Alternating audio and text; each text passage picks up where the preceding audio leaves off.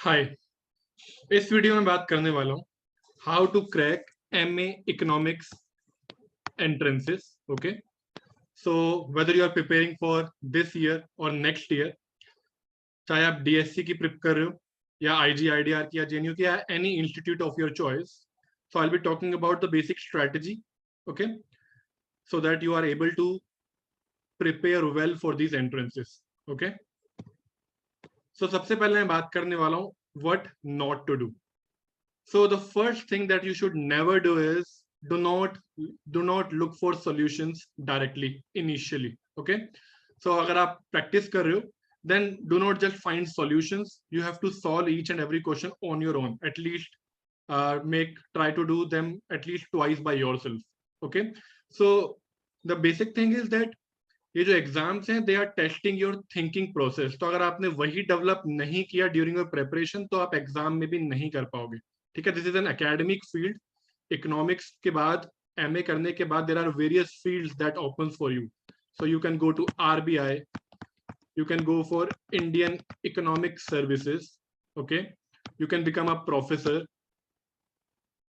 you can go for a corporate job, and these are not simple work that you do in corporate. कोई mechanical काम नहीं होता है, बहुत ही intensive analytics intensive mathematical intensive econometrics related चीजें होती हैं यहाँ पर. Okay, so all these require you to develop thinking process. तो अगर आप डायरेक्टली सॉल्यूशन देख रहे हो देन दैट मीन्स कि आपने वो प्रोसेस खुद अपने लिए डेवलप नहीं किया है, तो ऑब्वियसली आप एग्जाम में भी नहीं कर पाओगे.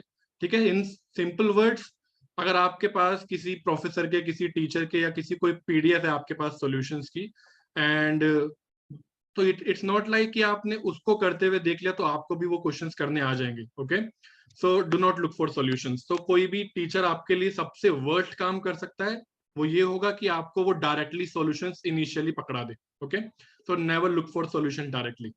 Next thing is do not look for shortcuts. Entrance crack करने का स्पेशली DSE या IGIDR या JNU जो भी टॉप इंस्टीट्यूट्स हैं, ISI हो गया, इनके लिए आपको कोई शॉर्टकट्स नहीं मिलेंगे. You have to go through the process, you have to read and study each and every subject. ठीक है, you have to solve each and every problem on your own. There is no shortcut. Okay, third thing is which is done by maximum students, it is that you accumulate a lot of study material. ये दो तीन institute के आपने question papers, उनके assignments सब कुछ इकट्ठा कर लिया आपने. MIT के कुछ असाइनमेंट्स, उनके कुछ PDFs, उनके लेक्चर्स डाउनलोड करके रख लिए, and you have accumulated a lot of material. So obviously limited time है आपके पास. Most of the students prepare in 1 year. So अगर आप एक साल में प्रिपेयर कर रहे हो then it is not a good idea. आपका सारा मटेरियल वैसे का वैसा रह जाएगा. Okay, you will not be able to cover all the things. So you have to be organized. Okay, be organized, keep track कि आपने क्या क्या कवर कर लिया. आप randomly कुछ भी करोगे then it will be very harmful for you. Okay, and most important thing is you are not going to get lucky. Okay, do not wait to get lucky. ऐसा नहीं होने वाला है कि अभी आपसे क्वेश्चन नहीं हो रहे हैं और एग्जाम में होने लग जाएंगे. ठीक है, अगर आप अभी प्रिपेयर कर रहे हो, ठीक से प्रॉब्लम्स खुद सॉल्व कर रहे हो, यहाँ पर आपसे प्रॉब्लम्स हो रही हैं, तभी एग्जाम में भी होंगी. ऐसा नहीं होने वाला है कि आप वहां जाकर के जो भी आंसर पे टिक लगाओगे वही आंसर निकलेगा.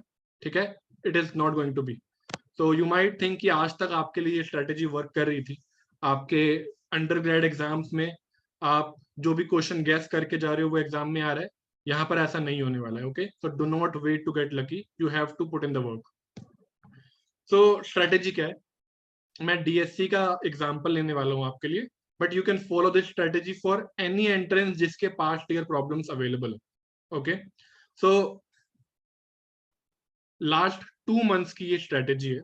Okay, so you will begin by solving the papers. Okay, next thing that you have to do is you have to review and then repeat this process continuously. ठीक है, सो बेसिकली अभी इसकी details में जाते हैं. Basically आपके पास जो आपको पेपर सॉल्व करने, अगर मैं बात करूं DSE की, तो आपके पास 2004 से 2021 तक के पेपर्स अवेलेबल है. That means you have 18 papers. इससे पहले के भी पेपर्स अवेलेबल है, लेकिन उससे पहले का पैटर्न जो था वो इतना अब यूजफुल नहीं है. Pattern has completely change. Okay, तो आपके पास 18 पेपर्स हैं, you have to spend 2 days on each paper. So basically it is a strategy for 36 to 40 days. All right, आपके पास 36 to 40 days इसलिए मैं बोल रहा हूँ क्योंकि 36 days तो अगर डायरेक्टली आप 2 days each पेपर पे लगा रहे हो तो plus you might take a break for some days, so 4 to 5 days आप वहां पर ले सकते हो. Okay, you have to solve each and every paper, you have to review the paper and then you have to repeat this strategy. तो कैसे करना है आपको?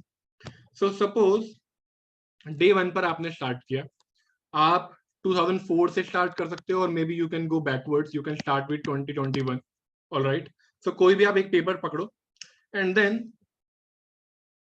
Take 3 to 4 hours to solve that paper. Even you can take even 5 hours. तो initially आपका काम अपनी speed बढ़ाना नहीं है. Initially your strategy should be to cover the concepts जो भी उस पेपर में आए हुए हैं, जो भी आपको टेस्ट किया जा रहा है कि जिन कॉन्सेप्ट पर उन पर. Okay, go through each and every question. Do not look कि आपका फेवरेट टॉपिक कौन सा है, कौन सा नहीं है, कौन सा आपको टॉपिक आता है. That doesn't matter now. Okay, you have to go through each and every question. Alright, then try to solve the questions. एक बार आपने गो थ्रू कर लिया पूरे पेपर से, देन एक 1 hour और 2 hours you can give again to solve the question जो अभी तक आप सॉल्व नहीं कर पा रहे हो उस पेपर में. Okay, so that's what you have to do for day 1. Okay, mark कर लो जो आपने क्वेश्चंस कर लिए और जो आपके क्वेश्चंस रह गए हैं. Okay, you can even make a list of the topics जो उस पेपर में पूछे गए हैं. ओके, नाउ नेक्स्ट डे आपको रिव्यू करना है जो पेपर्स, जो क्वेश्चंस आप सॉल्व नहीं कर पाए हो. ओके, तो उन क्वेश्चंस का कॉन्सेप्ट क्या, उसमें क्या कॉन्सेप्ट पूछा जा रहा है वो आप लिखो. उस कॉन्सेप्ट को फिर से स्टडी करोगे. Okay, study that concept and then try to solve the question again. So when we are talking about the unsolved questions, that even include the question that you got right by guessing. अगर आपका gas करके कोई question correct हुआ है, then at least preparation phase में it doesn't count. Okay, तो जरूरी नहीं है एग्जाम में आप गैस करके वो कर पाओगे. अगर आपसे वो उस टाइप का क्वेश्चन पूछा जा रहा है, then you must also know the concept. So at least you should be able to do a formal solution at home. Okay, guess work पर डिपेंड नहीं कर सकते हो आप अभी घर पर बैठे हो, प्रैक्टिस कर रहे हो. Try to do a formal solution. Okay, so that will help you in the long run as well. Okay, so now you are trying to do the unsolved questions after studying the concept. अब अगर आपसे नहीं हो पाया question, आप एक बार 2 बार आप यहाँ पर कर चुके हो डे 1 पर, एक बार आप डे 2 पर कर चुके हो after studying the concept. so now what you can do is now you can look for solutions. So there are various ways. You can contact your friends. Okay, you can look for online solution. बहुत सारे questions के solutions अब easily net पर available है. Okay, but I am saying again, do not depend upon those solutions on day 1. Okay, at least try to do the question 3 times before looking for the solution. Okay, not just for this phase of entrance, but also later when you will be doing your masters.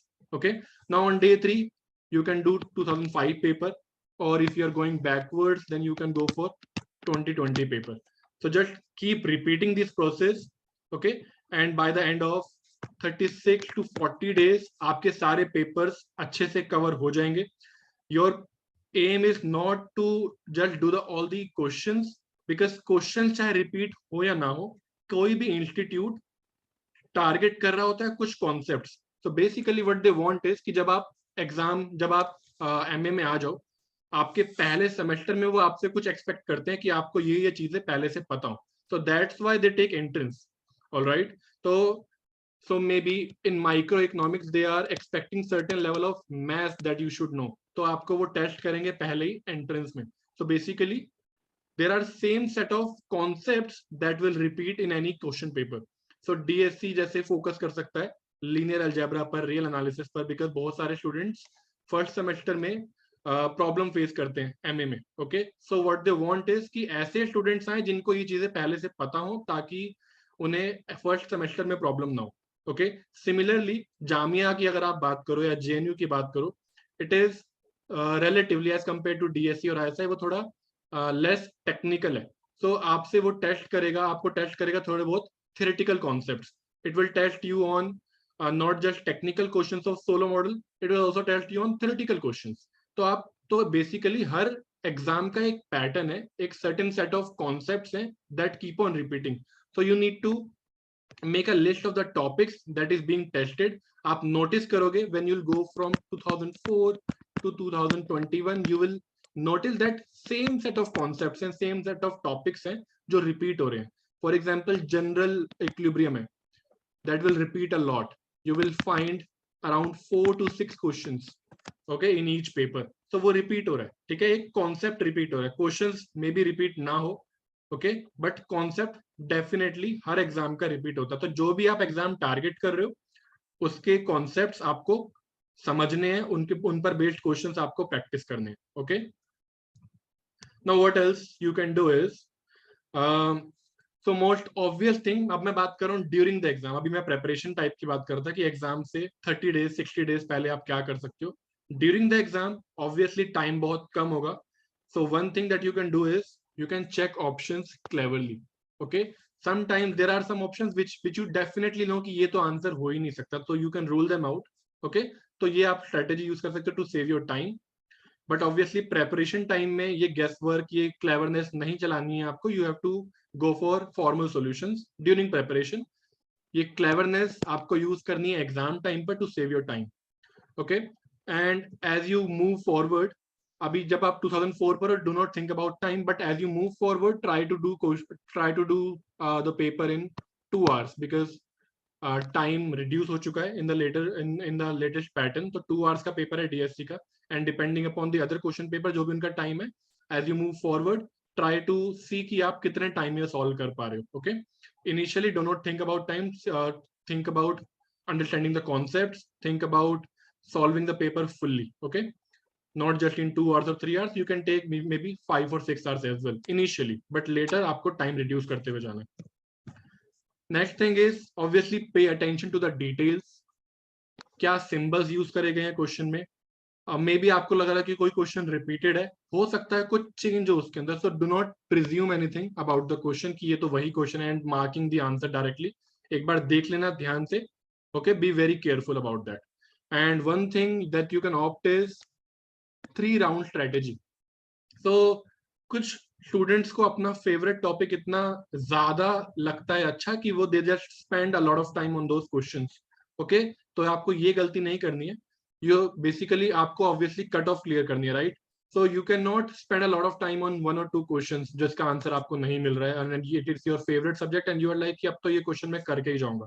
So do not make that mistake. Go through all the questions once. आपने question किया, answer आ गया, move forward. Answer नहीं आया, move forward. Okay, आपको अपने सारे questions एक बार सॉल्व करके देखने.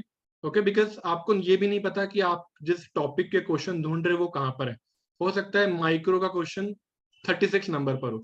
ओके, एंड आप you are very comfortable with micro, but आपको नहीं पता वो कब आएगा. So you can not waste time कि इन सर्चिंग कि आपका फेवरेट सब्जेक्ट कहाँ पर है. ओके, तो just start with the first question और maybe with the last question and move backwards और मूव फॉरवर्ड, बट एक पर्टिकुलर स्ट्रेटेजी फॉलो करनी है आपको. You can not waste time. Next is कि जो जो क्वेश्चंस आपसे नहीं हुए, then you can go for the second round. आप फिर उन क्वेश्चंस को सॉल्व करने का ट्राई करोगे. ओके, अगेन यहाँ पर भी आपको दोबारा ट्राई नहीं करना है, सिर्फ एक बार आप करते हुए जाओगे जो जो क्वेश्चंस आपके रह गए हैं. इसके बाद शायद ही आपको टाइम मिले, but if you get 5 or 10 minutes, then you can go for third round and do the questions that are still left unanswered. And obviously negative marking भी है, so you have to balance that.